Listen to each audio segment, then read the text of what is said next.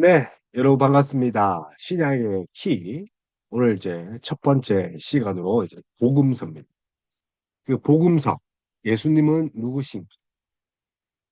정말 이 마태복음으로 시작한 이제 복음서 네 권, 요한복음까지, 그리고 제5의 복음서라고 하는 로마서.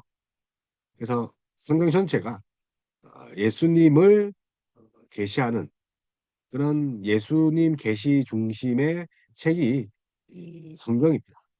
우리가 나눴던 구약도 예수님을 중심으로 예수님을 계시를 따라 읽는 것이 성경 읽기의 바른 본이라고 했습니다. 그래서 역사서에 모세오경에서 선지서 시가서 여러 가지 등에서 예수님을 찾고 예수님의 계시를 읽는 것. 다시 말하면 예수님 중심 읽기. 그것이 이제 성경 읽기입니다. 그런데 이제 신약 29권 짧지만 이제 예수님의 사역과 인격, 즉 복음에 대해서 직접적으로 이제 예수님이 계시하여 나타나셨습니다. 이걸 통해 하나님 나라가 무엇인지, 또 복음이 무엇인지를 확실히 알 수 있습니다.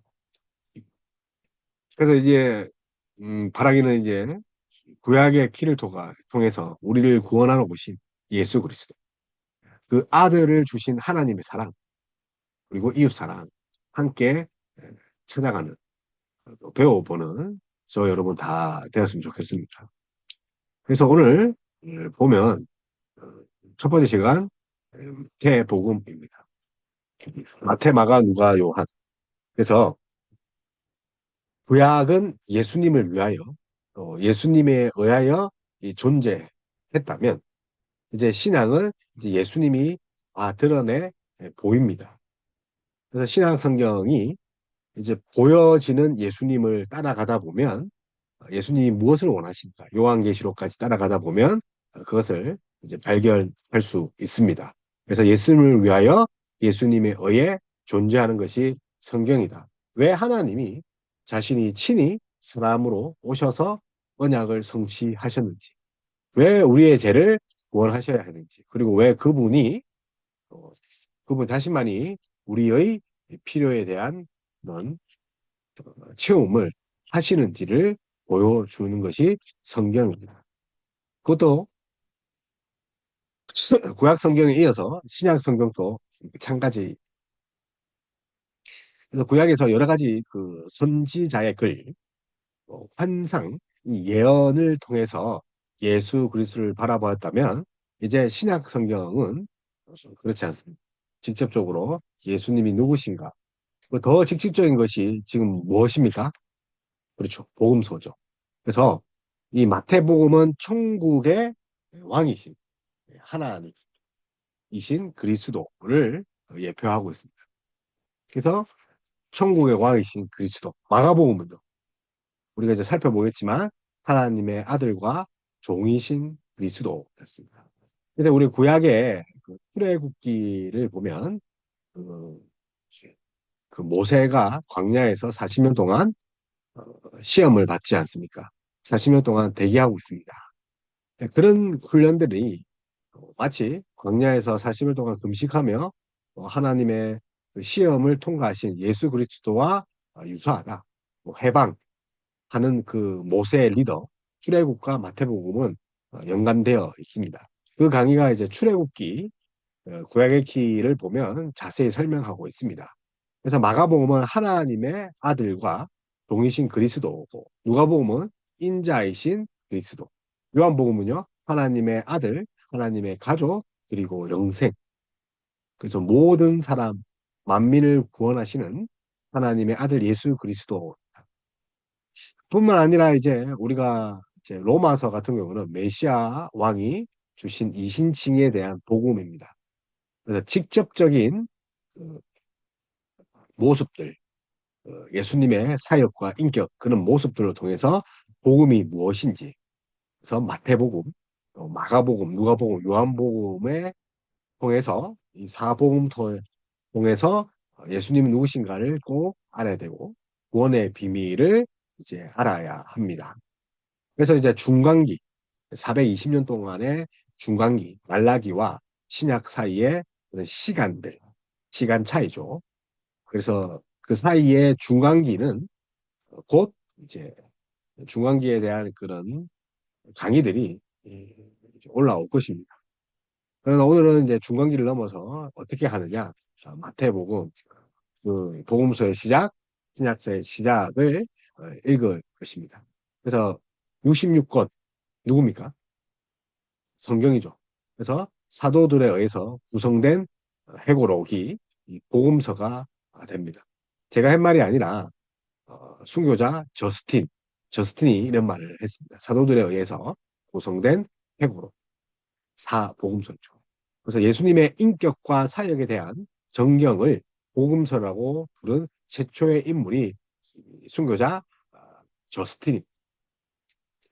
그러나 복음서 기자들 가운데 마가와 누가는 사도가 아닙니다. 마가와 누가 그래서 세리고 또 예수님을 따라다니는 그런 자고 그래서 그런 자들 뭐 사도라고 또 저스틴은 볼지 모르지만 엄연히 따르면 마가와 누가는 사도가 아니다.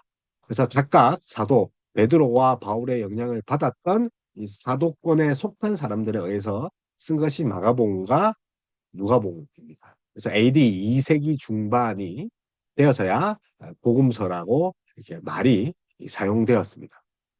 그래서 한 분 예수님을 네 가지 시각에서 봤다는 거죠. 마치 이제 월드컵의 골 장면을 위에서 찍고 카메라가 위에서 찍고 옆에서 찍고 뒤에서 찍고 골키퍼 측면에서 찍고 한 골 장면을 네 개의 카메라로 드는 것 같이 네 개의 시점, 공간이죠. 공간으로 본다는 거죠. 그래서 구약에서부터 약속된 메시아, 예수님은 어떤 분인가, 어떤 일을 하셨는가를 보여주는 것이 복음의 핵심입니다. 그래서 복음서 해석은 종말에 종말론적인 하나님 나라를 이 땅에 이루신 예수님의 사역에 초점을 맞춰야 됩니다. 사역. 예수님의 사역을 기록한 거잖아요. 왜냐하면 예수님은 복음을 구약의 성취라고 하셨을 뿐만 아니라 하나님 나라의 도래의 관점에서 보셨기 때문에. 그래서 선지자의 글, 시편과 선지자의 글의 성취와 하나님 나라의 도래. 그분이 하나님이 그분이 하나님 나라입니다. 그런데 이 땅에 엘코마이, 오다, 오셨다. 엘코마이 가도 되는데 이 땅에 오셨다. 그래서 이제 우리 사도들의 글이라고 이제 이렇게 이름을 붙였던 그 저스틴, 이 저스틴의 제자 파티아는 자신의 저서 이제 디아테사론, 디아테사론.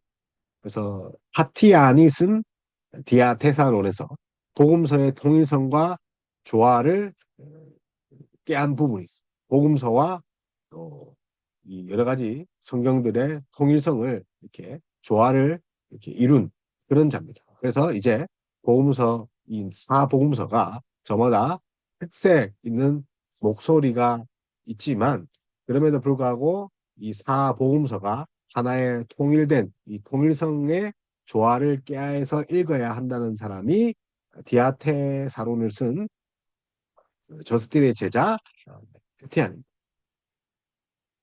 그래서 하나의 통일성, 천국 왕이신 그리스도, 마가복음은 하나님의 아들 종이신 그리스도, 인자이신 그리스도, 누가복음 그리고 하나님의 아들, 하나님의 가족 그리고 영생 모든 자들의 하나님, 영생을 하신 하나님이 이제 요한복음인데 그래서 마태복음을 보면 구조가 하나님 나라입니다. 예수님이 하나님 나라니까요.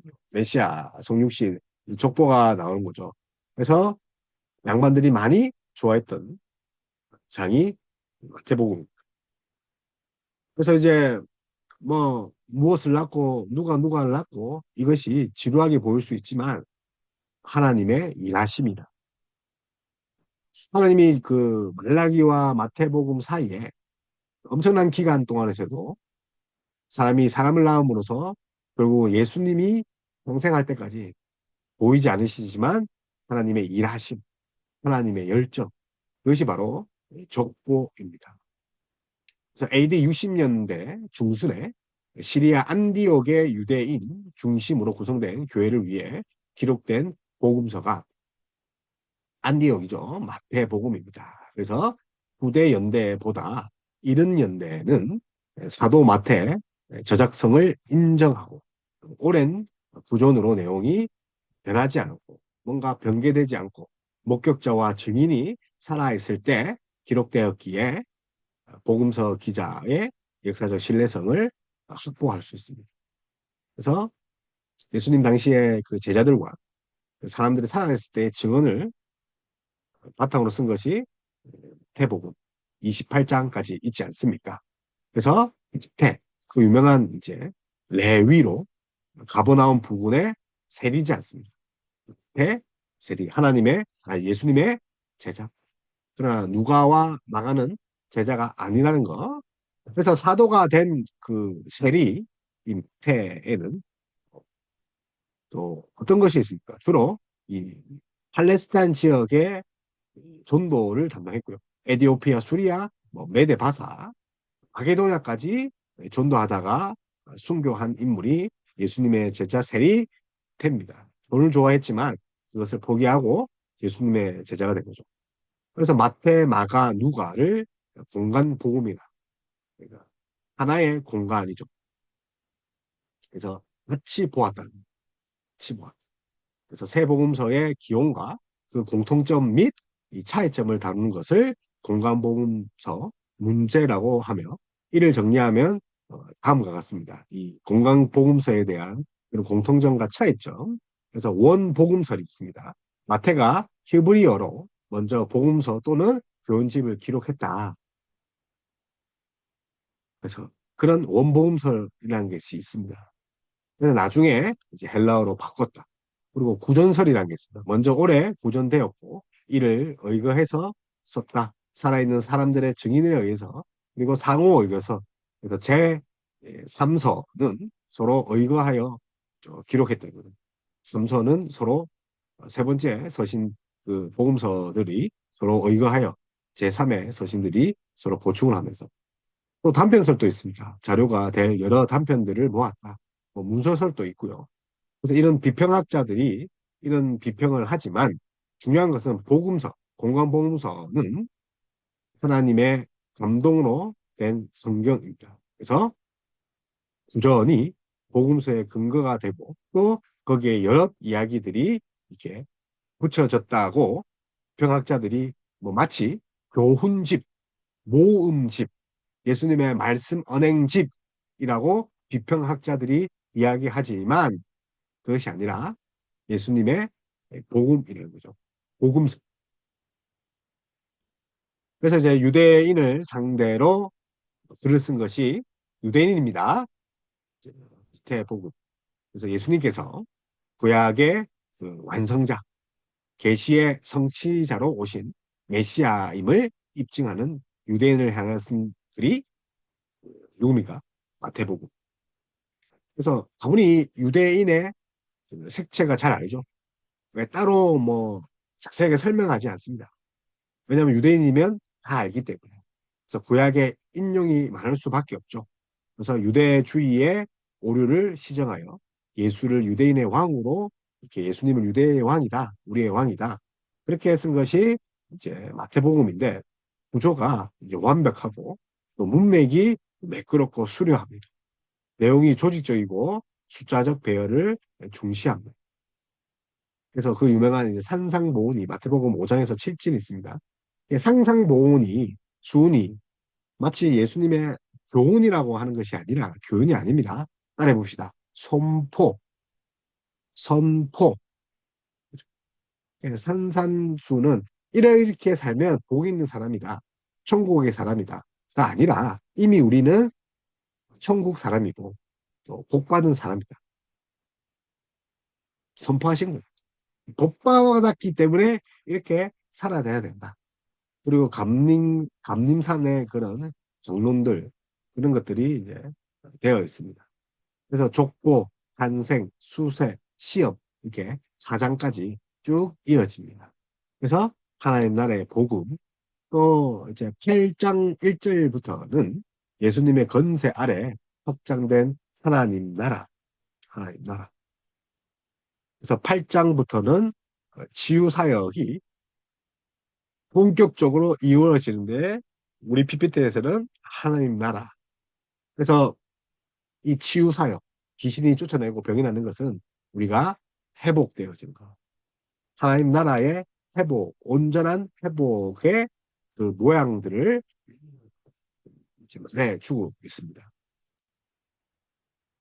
그래서 이제 뭐 일각에서는 마태가 마가복음을 참고했다가 그래서 히브리어나 아람어로 기록하기는 쉽지 않았을 것입니다. 그래서 그 뭔가 참고를 했다는 것이 아니라 마태복음이 성전 파괴 이후에 또 10년에서 15년이 지난 시점이 아니라 파괴 이전에 기록되었다고 이렇게 본다면 마태와 예수님을 목격한 이들이 살아있는 동안 예수님의 삶과 가르침은 더 정확하게 보존되었을 것입니다. 그래서 마태는 예수님과 제자니까 이스라엘의 관계, 특히 유대인들 거부에 초점을 두고 있습니다. 여러 가지 비평들이 있지만 그럼에도 불구하고 마태는 예수님과 동시대에 살면서 유대인들이 메시아를 거부하는, 구약을 부정하는, 메시아를 부정하는, 그래서 소외된 이들과 이방 여인은 치유를 경험하는 전후에 예수님을 라이스의 자손이라고 고백했지만 이방인은 그렇게 고백했지만 정작 유대인들은 그렇게 보지 않았죠. 유대인들은 마태복음이 뭐 마가복음의 또 참고 또 여러 가지 비평 그런 걸로 복음서의 그런 자지들을 훼손하는 것이 유대인들입니다. 그리고 실제로 예수님을 믿는다고 하지만 그것들을 뭐 부전설이다, 요약집이라 하지만 분명한 것은 어, 무엇입니까? 예수님은 하나님의 아들 다윗의 자손이라는 것은 분명합니다. 그래서 마태복음에서 예수님은 특별히 왕이십니다. 그러니까 계보가 나오지 않겠습니까? 왕이신 예수님이 행하신 기적들은 우리가 살펴봤던 이사야 35장 5절 6절의 말씀의 성취, 또 여러 가지 소서진지서의 성취, 그리스도께서 하나님이심을 보여주는 구약의 말씀의 성취들입니다. 그래서 제자를 부르시는 예수님의 모습에서 알 수 있듯이 예수님 당시에 오직 왕이나 황제만 가질 수 있는 권세와 권위로 제자들을 부르십니다. 그래서 11장에 하나님 나라 복음의 전파와 유대인들의 네. 그래서 이제 메시아에 대한 이런 반응들이 이 12장부터 이게 쭉쭉 12장부터 16장까지 이렇게 흘러나옵니다. 그리고 왕직을 수행하는 그리스도가 17장 17장부터 25장 메시아의 권위 있는 설교와 그런 경고, 권면들이 17장부터 19장, 17장부터 25장까지 있습니다. 그 중간에 보니까 하나님 나라의 영광과 그림자, 또 하나님 나라의 반대와 종말을 통해서 또 하나님의 은혜, 은혜의 승리를 이제 말씀하고 있습니다. 그렇게 왕이신 그리스도가 26장부터는 무엇을 합니까? 제사장직을 수행한다. 그래서 제사장직을 수행한다는 것이 다른 것이 아니라 그가 제물이 됐다. 그가 제사장이시면서도 제물이 되신다. 구약의 제사장들이 그 백성들의 제물을 가지고 하나님께 회개하며 회복을 하지 않습니까? 근데 구약의 제사장은 제물이 되지 못하는데 참 제사장이신 예수 그리스도가 당신이 제사장이시면서 제물이 됩니다. 그리고 이제 28장의 부활하신 예수 그리스도. 그래서 천국의 천국은 이미 이제 도래했죠. 예수님이 하나님 나라니까 천국이니까 이미 현재 도래했지만 아직 아직 미래를 말하죠. 아직은 미래입니다. 미래는 천국의 시간적 특성을 설명하는 단어가 바로 이미 아직 아니 뭐죠. 이미 하나님이 예수 그리스도가 도래했지만 아직 그 완성은 되지 않았다. 자, 이미와 아직 사이에 있는 것이 우리 신약 성도인데 그러면 아직은 언제 완성됩니까? 예수님의 재림. 그래서 예수님의 가르침과 선포의 중심에는 하나님 나라가 자리 잡고 있다. 그래서 13장 그 천국을 하나님 나라 비유 13장 보면 이제 비유가 있죠. 그래서 하나님 나라의 복음 전파를 위해서 8가지 비유. 그 주명은 뭡니까? 씨 뿌리는 비유. 그죠? 알곡 가라지 비유, 겨자씨 비유, 누룩 비유, 감추어진 보화 비유, 좋은 진주, 그죠? 진주 장사. 그리고 물고기와 구물의 비유, 마지막에 서기관 비유. 이 8가지. 어디에 있다고요? 13장의 천국 비유.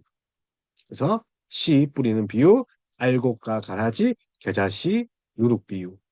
감추어진 보화, 좋은 진주, 장사, 물고기와 그물, 서기관. 그래서 가장 귀한 하나님 나라를 얻기 위해서 우리가 어떻게 해야 됩니까? 성도들의 모든 것을 팔아서라도, 투자해서라도 그것을 사야 된다. 그래서 방해 세력에도 불구하고 천국은 반드시 자라난다. 이 겨자씨 비유잖아요. 그래서 어, 마태복음 13장 아주 달콤한 비유죠. 자, 그래서 이제 서론으로 이제 시작합니다. 예수님의 족보 서론입니다. 그래서 동방박사 이야기가 2장에 나오고 헤롯의 유아 사례가 나오죠. 그리고 사탄의 시험. 그래서 모세가 강야에서 시험한 것 같이 그렇게 이제 어, 나와 있고 또 4장 이후로 첫 번째 이 사역들이 이제 진행됩니다. 그래서 상상수훈, 회복 3절에서 12절 상상수훈 그래서 4장 이후에 마태복음 5장의 강화 1 상상설교죠. 또 강화 2는 제자 파송이고 그게 10장에 있고 강화 3은 천국 비유이죠. 그래서 마태복음 13장 천국 비유 강화. 강화라는 것은 뭐 이렇게 예수님의 이야기죠. 그리고 설교죠, 그죠? 강화사는 천국 강화. 그래서 이렇게 지역과 강화 이렇게 교차식으로 이루어지고 있다는 거죠. 그래서 어, 하나님 나라 왕이신 그리스도를 예표하고 있는 것이 바로 마태복음입니다. 자, 그래서 이제 8장, 9장 이렇게 길게 이제 두 번째 예수님의 사역이 이제 이어지고 또 10장부터 강하이에서는 12제자를 이제 세우십니다. 그래서 13장에서는 천국 비유, 씨 뿌리는 거, 알곡 가라지, 겨자씨, 누룩, 감추어진 보화, 그물 진주. 그리고 14장에는 그 유명한 오병이어 기적 이후에 또 16절에 베드로의 신앙 고백이 마태복음 16장에 있죠. 그리고 변화산 17장에 변화산 변화되어서 모습이고 그리고 20장에는 포도원의 품꾼 비유가 있습니다. 20장 그리고 혼인잔치의 비유가 22장 그리고 외식하는 서기관들의 책망 그래서 외식 다른 것이 아니라 외식이 뭡니까? 사람의 초점을 맞추는 거예요. 그런데 세리는요 자신의 가슴을 치면서 회개하는 모습이죠. 그래서 마태복음 22장 자 종말에 대한 예언이 이제 이어집니다. 종말에 대한 예언들 그리고 이제 25장에 보면 강화 5번째죠. 강화 5번째 감림산 그래서 강화인데 열처녀 비유 달란트 그래서 13장에 이어서 25장 13, 25, 13, 25 비유인데 열처녀 비유 달란트 비유 양과 염소의 비유 13장에 7가지 비유에 이어서 8가지 그 7가지 비유에 이어서 뭡니까? 3가지 비유가 25장. 그리고 십자가의 고난, 28장은 예수님의 죽으심과 부활과 그 유명한 18장, 마태복음 28장, 18장, 20절에 지상명령 땅 끝까지 복음을 전하라는 거죠. 그래서 이제 마태복음이 이렇게 이루어져 있다는 거죠. 그래서 하나님 나라에 대한 예수님의 가르침이 비유로 13장, 25장에 부러지게 나타나고 있다는 거죠. 그래서 하나님의 나라를 앙망하는 그런 자가 되어야 되죠. 그래서 하나님 나라가 무려 32회가 사용되었습니다. 하늘나라, 하늘나라. 하나님 나라는 5회 이제 사용되었죠. 그래서 하나님 나라와 하늘나라. 다시 말하면 예수님이 하나님의 아들이자 하나님 나라의 왕이다. 그래서 왕적 위엄과 권위가 강조되었고 율법과 안식일, 선지자, 뭐 성전, 왕 같은 그 이스라엘 대표적인 제의들, 예수님의 우월성에 대해서 이야기하고 있습니다. 그래서 교회를 언급한 유일한 복음서가 마태복음, 에클레시아, 에클레시아. 그래서 구약의 이스라엘의 대를 잇는 합법적인 상속자들인 새 언약 공동체를 가리키는 것이 에클레시아. 새 언약의 상속자. 그래서 들의 공동체가 우리 교회, 신약의 교회. 이 단어를 마태가 그제 아니라 마태 공동체의 산물로는 볼 수 없습니다. 마태입니다. 마태. 마태가 이야기를 합니다. 마태 공동체가 아니라. 그래서 그리스도의 가르치는 사역이 강조되어 있고 새 모세와 새 랍비이신 예수님의 5가지 강론, 강화 그리고 이 강화, 강론들은 각각은 예수님께서 마치시고 이런 문구로 이렇게 마치시고 그래서 상상순에서도 마치시고 12제자 파송, 두 번째 파송이죠. 마치시고 또 13장의 천국배우에도 마치시고 제자를 또 파송할 때도 이제 마치시고 강진산 강화에서도 마치시고 그래서 이 5가지 강화, 강론에는 예수께서 마치시고로 이루어지고 있고 이방인들에 대한 관심은 천국의 보편성을 강조하고 있습니다. 유대인을 위해서 썼지만 복음 땅끝까지 전해야 되는데 천국의 보편성 그들 이방인들도 하나님 나라의 백성 하나님 나라를 이렇게 누려야 된다. 그래서 체계적인 조직을 갖추고 있습니다. 그래서 아주 잘된 구조로 잘 짜여진 것이 바로 이제 대복음입니다. 특별히 이제 우리 스가랴 보면 나귀의 작은 새끼 소선지서면 나귀의 작은 나귀 새끼를 타고 겸손하신 왕이 오신다. 이게 왕이죠. 그래서 21장 6절에 7절에 보면 예루살렘에 입성하시는 입성 시에 나귀를 2마리를 끌고 오시는 장면이 있습니다. 물론 이제 마가복음에는 한 마리로 되어 있죠. 마가복음 한 마리 되어 있습니다. 그뿐만 아니라 이혼에 대한 언급이 또 2번 이제 5장과 19장에 이혼에 대해서 언급, 또 종교 지도자들, 예수님의 표적 구하는 이들에 대한 이야기도 2번 바알세불 힘입어 축사한 주님을 비난한 자들에 의해서 그런 것들 이런 것들이 무엇이냐 예수 그리스도가 진정한 왕이다라는 것을 이야기합니다. 그래서 구약을 율법과 선지자로 나누지 않습니다. 구약을 율법과 선지자의 들이 예표하는 것이 왕이신 예수 그리스도. 변화산에 등장하여 예수님의 죽으심과 부활과 승천을 예고하시는 그 예고할 때 누가 있습니까? 모세와 엘리야. 모세는 뭘 예표한다고요? 모세, 율법. 엘리야는 선지자의 두 축이죠. 모세와 엘리자. 각각 율법과 선지자를 대표하는 그들이죠. 그리고 이제 복음서의 구약. 복음서의 구약은 또 뭡니까? 모세 오경 율법이죠. 선지자 글은 뭡니까? 시편이죠. 그래서 모세의 글과 시편으로 구성된 율법과 선지자의 글 여기에 구성되기에 변화산에서 또 그 변화산에 시가서를 대표하는 또 어떤 사람이 있습니까? 어, 다윗이죠. 다시 말하면 구약 전체죠. 율법서, 모세오경, 뭐 선지서의 글들, 엘리야, 또 다윗은 또 시편, 시가, 잠언, 전도서, 시가서. 그러니까 구약 전체를 예표하는 인물이 예수 그리스도라는 것을 변화산에서 이렇게 확실하게 드러냅니다.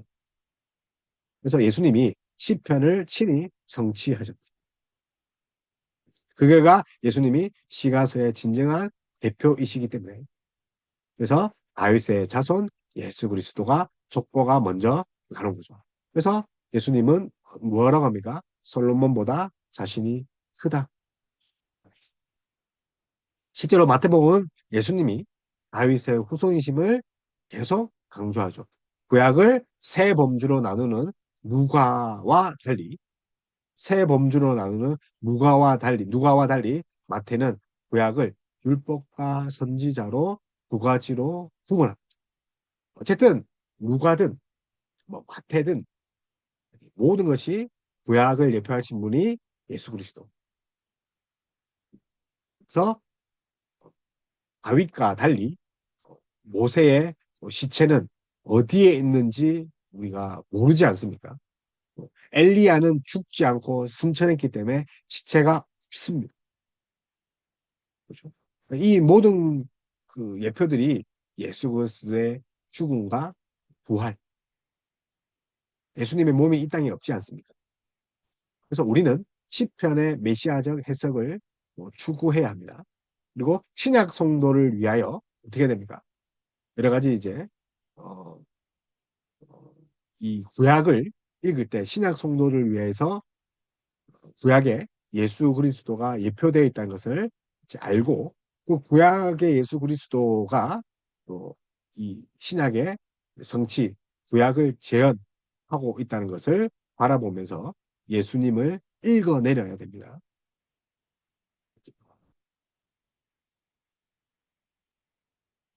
그래서 특징들이 AD 70년 사건과 재림이라는 이 종말론이 나타나고 있습니다. 종말론. 그래서 AD 70년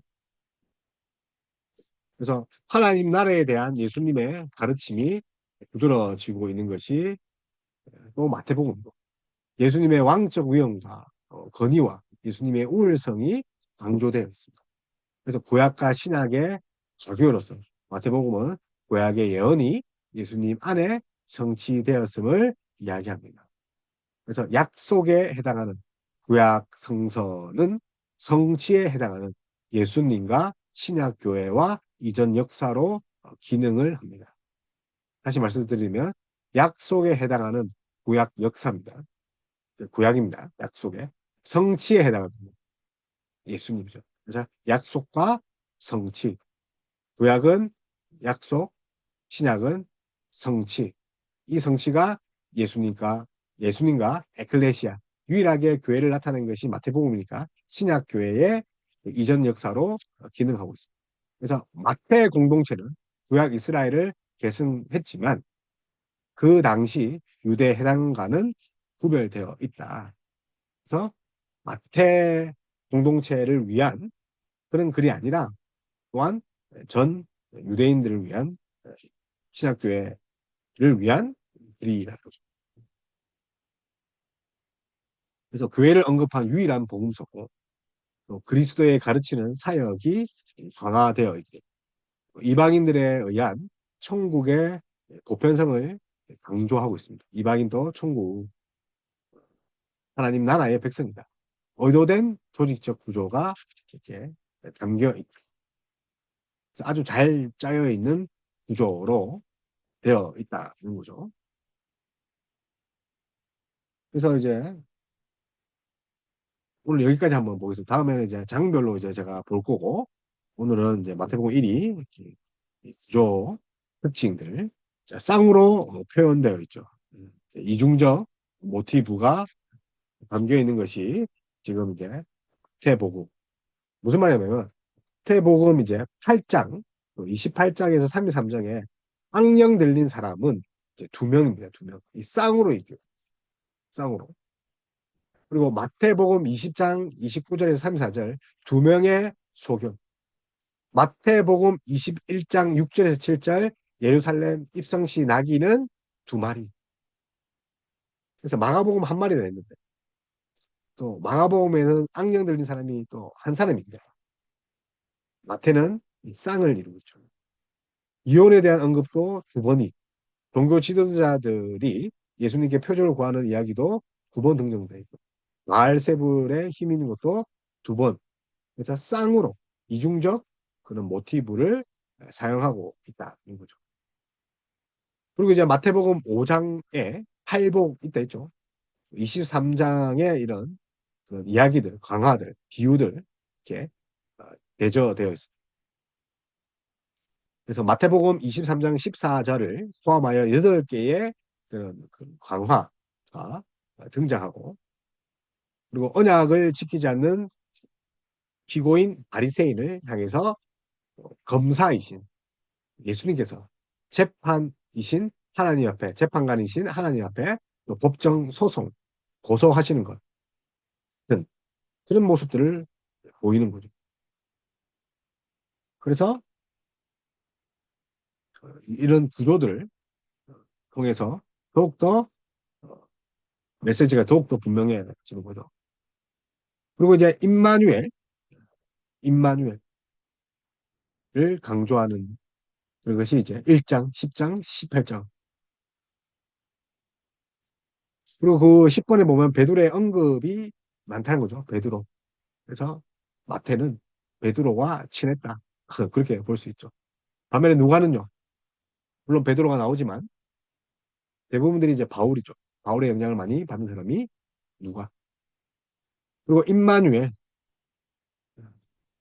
하늘과 땅의 권세를 가지신 예수님이 복음 전파하는 교회와 함께 하신다. 그래서 하나님 아버지는 예수님 안에 계시는데 하나님이신 예수님은 경배를 받으시며 예수님은 교회 안에 계시고 또 교회는 세상 안에 있다. 임마누엘, 너희와 함께 하신다. 그래서 하늘과 땅의 권세를 가지신 예수님이 복음 전파하는 교회와 함께 하신다. 이것입니다. 우리 교회와. 그래서 하나님이신 예수님은 또 경배를 받으며 함께 하니까 우리의 경배를 받고 예수님은 교회 안에 계시고 교회는 세상 안에 있다. 잘 짜여져 있죠. 구약을 율법과 선지자로 그 이야기를 했으니까 넘어가겠습니다. 반노마적 메시지를 가지는데 제자를 부르신 장면에서 그죠?